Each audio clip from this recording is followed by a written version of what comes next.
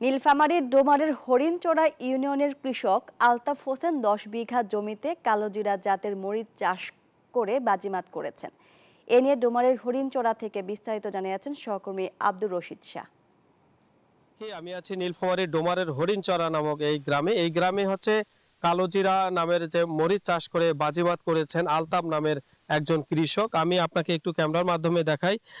কৃষকের সাথে আমার কিছুক্ষণ আগে কথা হয়েছে। তিনি জানিয়েছেন যে হচ্ছে অঘ্রাণ মাসে এই মরিচটি লাগিয়েছেন। তাছাড়া তিনি ইতিমধ্যে হারভেস্ট শুরু করেছেন বলে আমরা জানতে পেরেছি। তবে আপনাকে জানিয়ে রাখি যে তিনি জানিয়েছেন আমাদের হচ্ছে বিঘা প্রতি 30 হতে 35,000 টাকা খরচ হয়েছে। তবে তিনি আশা করতেছেন আবহাওয়া যদি অনুকূলে থাকে, দাম যদি ভালো পাওয়া যায়, তাহলে হয়তো 10 থেকে 12 লক্ষ টাকা এইখানকার জমিতে মরিচ চাষ বিক্রি করতে পারবেন বলে আমাদেরকে জানিয়েছেন। তা আমার সামনে আছেন। এই ঈদে জামা জুতো অ্যাক্সেসরিজের ডিসকাউন্ট।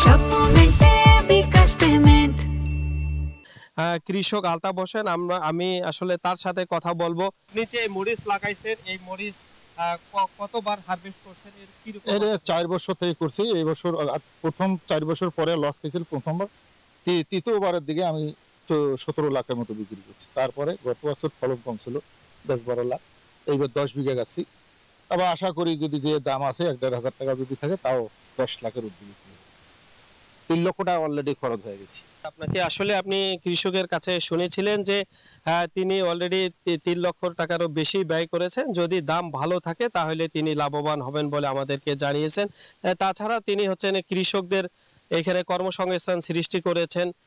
তিনি বলেছেন যে যতদিন পর্যন্ত এই মরিচ উত্তোলন করতে পারবেন না, ততদিন পর্যন্ত এইখানে হচ্ছে কৃষকরা কাজ করতে পারবেন বলে আমাদেরকে জানিয়েছেন। এই ছিল নীলফামারীর ডোমারের হরিণচড়া থেকে সর্বশেষ সংবাদ। আমি ফিরে যাচ্ছি স্টুডিওতে।